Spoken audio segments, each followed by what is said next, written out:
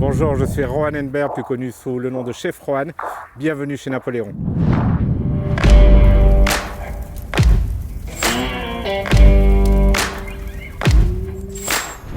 Bonjour à tous, alors aujourd'hui on va faire la dinde de Noël. On va vous faire le menu complet sur le Napoléon, le Prestige Pro 500 qui est la Rolls-Royce des barbecues au gaz. Ok, donc on y va. Alors, première étape, normalement, mais j'ai pas eu le temps ici, mais normalement la dinde, il faut la saumurer pendant 24 heures. Alors une saumure, c'est quoi? C'est un mélange d'eau, de sel, de sucre, de quelques épices. On plonge cette dinde à couvert pendant 24 heures dans cette saumure froide. Ça permet d'attendrir, d'ouvrir un petit peu les chairs, d'attendrir la chair de la dinde. Je n'aurai pas le temps de le faire, mais je vous mets quand même dans la description de la vidéo la recette de la saumure. Donc simplement 24 heures dans une saumure, on rince la dinde, on la sèche un tout petit peu avec de l'essuie-tout et puis on peut démarrer la recette. La première chose à faire, c'est la farce de la dinde. Et pour cette farce, on a besoin de chair à saucisse, environ un demi-kilo. On a besoin d'un piment, on a besoin de 2 oignons, de l'ail. Alors moi j'ai pris de l'ail des ours que j'ai mixé, donc ça fait une purée d'ail des ours. Maintenant vous pouvez prendre des gousses d'ail, toute simple. C'est ce que je fais d'habitude, c'est parce que j'avais de l'ail des ours, du persil haché. Pour faire la farce, il nous faut les fameux breadcrumbs, donc ce sont des croûtons. Alors les croûtons, vous pouvez les acheter tout faits parce qu'on en a besoin d'un demi-kilo quand même. Ou vous pouvez laisser sécher du pain à la maison, ou le toaster, et puis le couper en petits cubes.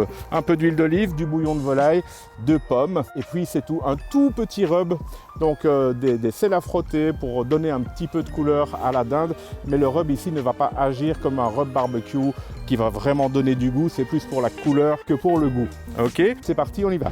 Sur la sizzle zone du barbecue, je vais préparer ma farce. Alors je commence avec un petit peu d'huile d'olive dans ma poêle et mes oignons. Là, je viens ajouter une cuillère à soupe d'ail des ours en purée, mais je vous ai dit, vous pouvez utiliser 2 gousses d'ail. Et puis j'ai pris un piment doux que j'ai haché simplement et je viens mélanger ça à mes oignons. On va faire tout revenir avant d'ajouter la viande. Alors là, j'ai écœuré mes pommes, mes 2 petites pommes. Je n'ai pas besoin de retirer la peau. Et je coupe mes pommes en dés. Les pommes, on les mettra quand la viande sera cuite, parce que si on les met déjà maintenant, en fait, on va vraiment avoir de la compote.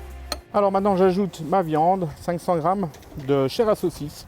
Là j'épice avec un petit peu de sel et poivre, c'est un mélange sel-poivre, ok, il y a un tout petit peu de paprika dedans. Et j'ajoute aussi une cuillère à soupe d'herbes de Provence. Alors ma viande est cuite, donc maintenant je vais ajouter mon persil, mes pommes. Et on laisse cuire encore juste 5 minutes, c'est vraiment pour ramollir un peu les pommes. Alors voilà, après 5 minutes, j'ai terminé sur la partie cuisson. D'accord, donc je sors la casserole et là je viens ajouter mes 500 g de croûtons. Ok, je mélange progressivement et là je viens terminer avec 5 à 600 ml de bouillon de volaille. Alors le bouillon va permettre de réhydrater les croûtons évidemment pour qu'on ait un beau mélange bien homogène. Pour farcir la dinde, alors on va laisser le pain absorber le bouillon et pendant ce temps on va s'occuper de la dinde. Alors la dinde, il n'y a rien à faire sur la dinde, retirer peut-être les quelques petites plumes qui peuvent rester. On va juste mettre un tout petit filet d'huile. Et puis je vais venir mettre un mélange d'épices. Alors là j'utilise le Badass Bird Boost de Johan Magnusson qui est un ami. Ce rub, si vous allez voir la couleur que ça va donner à la dinde, c'est juste magnifique. Ok, donc je commence, je huile simplement un tout petit peu à la main, c'est juste pour que le rub accroche, donc quelques gouttes suffisent, c'est juste pour humidifier la peau de la volaille. Donc là je mets, mais c'est vraiment saupoudré, et là je vais frotter par contre, parce que je veux juste donner un petit peu de couleur à la peau. C'est ultra léger, c'est juste pour colorer, rien d'autre. Pas question d'en mettre des tonnes comme sur un rub barbecue, voilà, pas plus, c'est suffisant, c'est parfait. Alors maintenant il n'y a plus qu'à attendre 10 minutes, un quart d'heure que la farce soit bien homogène et puis on va pouvoir farcir la dinde donc avec ce que nous venons de préparer. Alors il est temps maintenant de farcir la dinde, donc simplement dans la cavité. Ok, on y va et on remplit au maximum en fait.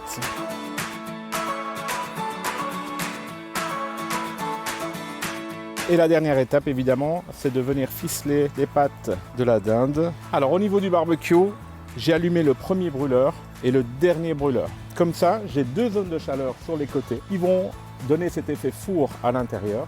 Et je n'aurai pas une zone plus chaude, une zone plus froide. Je vais avoir la même température des 2 côtés. Et je vais mettre ma dinde en plein milieu, en chaleur indirecte évidemment, pour ne pas la brûler, puisqu'on est quand même parti pour 3 à 4 heures de cuisson à 180 degrés. Alors, pour la cuisson de cette dinde, il y a plusieurs points importants à savoir. La température interne de la viande va varier entre le filet qui est ici et la viande noire qui est sur les pattes. Il faut que la farce à l'intérieur de la dinde et tout le reste, donc que ce soit le filet, que ce soit les cuisses, il faut absolument avoir une température minimale de 74 degrés Celsius.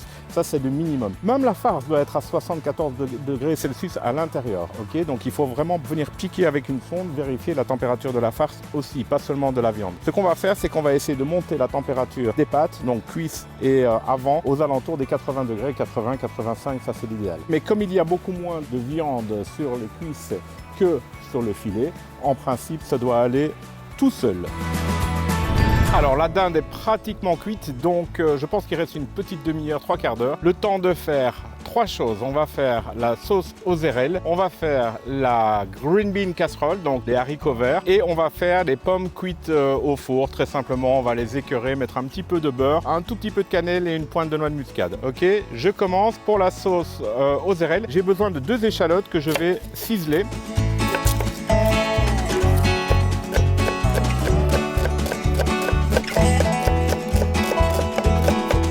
Alors on va faire revenir les 2 échalotes avec 250 g d'érelles dans un petit peu d'huile d'olive. Vous pouvez mettre un petit peu de jus, ça dépend si vous trouvez des érelles surgelées ou fraîches.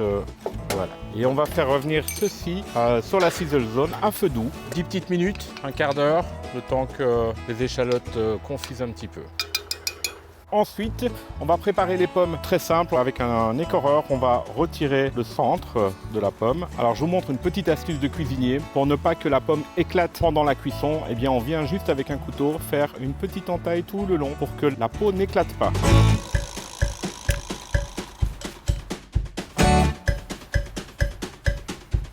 Dans chacune de nos pommes, nous allons venir mettre une cuillère à café de beurre.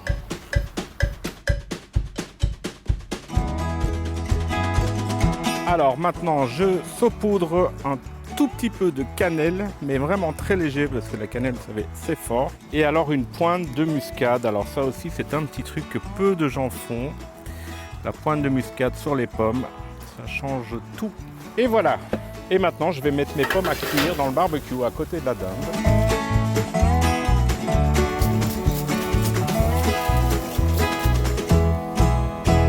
Alors maintenant, j'ajoute à ma sauce 150 g de sucre blond, ok, donc cassonade blonde, et toujours à feu doux, on laisse compoter. 10 minutes encore. Ensuite, on passe aux green beans. Alors la green bean casserole, c'est très très simple si on la fait à l'américaine. L'américaine, c'est quoi? Vous prenez des haricots verts, une boîte ou 2 boîtes de potage de champignons, la soupe aux champignons.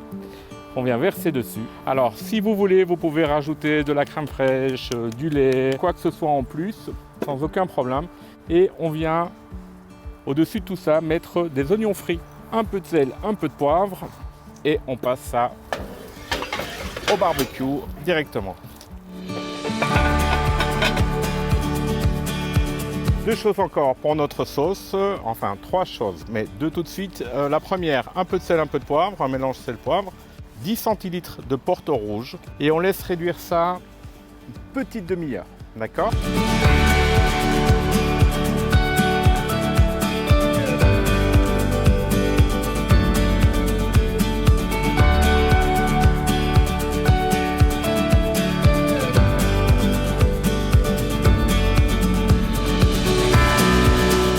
Voilà, notre dinde est terminée. On a une température interne aux alentours des 74-75 degrés, plus vers les 84-85 au niveau de la viande noire, donc au niveau des cuisses. C'est parfait. On peut manger. Les haricots sont terminés aussi.